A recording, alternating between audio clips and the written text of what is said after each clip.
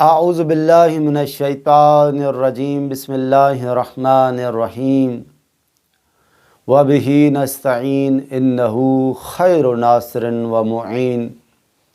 عزیزان گرامی، عید کا لفظ عودن سے نکلا ہے، جس کا معنی ہے پلٹنا یا واپس آنا۔ عربوں میں جب ان کی مشکلات، سختیوں اور پریشانیوں کے دن ختم ہو جاتے تھے اور وہ اپنی اصل حالت کی طرف واپس پلٹتے تھے تو ان دنوں کو عید کہتے تھے، یعنی اپنی اصل زندگی کی طرف واپس پلٹنے کے دن۔ رمضان المبارک کے مہینے میں بھی انسان روزہ رکھ کر تلاوت قرآن، دعا و مناجات کے ساتھ ساتھ نیک کام انجام دینے اور گناہوں سے اجتناب کرنے کی کوشش کرتا ہے۔ یوں اس کی روح فکری طور پر اپنی اصل یعنی پاکیزگی کی طرف واپس پلٹتی ہے اور گناہ و معصیت کے دن ختم ہو جاتے ہیں، جس کے نتیجے میں انسان اپنی اصلی وطن یعنی فطرت اور اطاعت کی راہ پر واپس آ جاتا ہے۔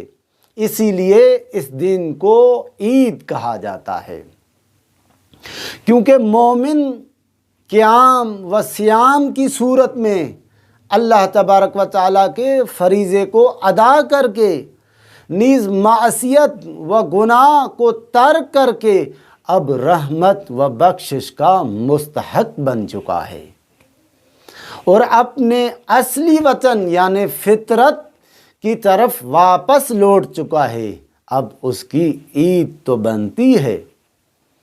امیر المؤمنین علی ابن ابی طالب علیہ السلام کا فرمان ہے، انما هو عید لمن قبل اللہ صیامہ وشکر قیامہ وکل یوم لا یعصی اللہ فیہ فہو عید۔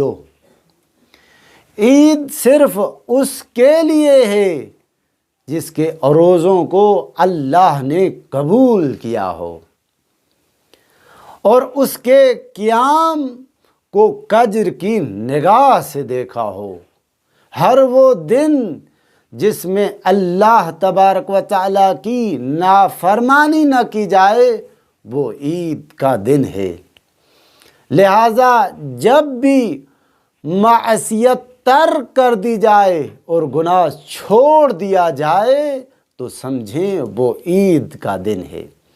تبھی تو امیر المؤمنین علی ابن ابی طالب علیہ السلام فرماتے ہیں کہ عید اسی کی جس نے اطاعت پروردگار اختیار کر لی اور گناہ چھوڑ دیے، یعنی عید جو اچھی عادات اپنائی ہے ان کو ختم کر دینے کا نام نہیں، بلکہ انہیں جاری رکھتے ہوئے عبادتوں اور طہارتوں کے وطن پر باقی زندگی بھی اس پر رہ کر گزارنے کا نام عید ہے۔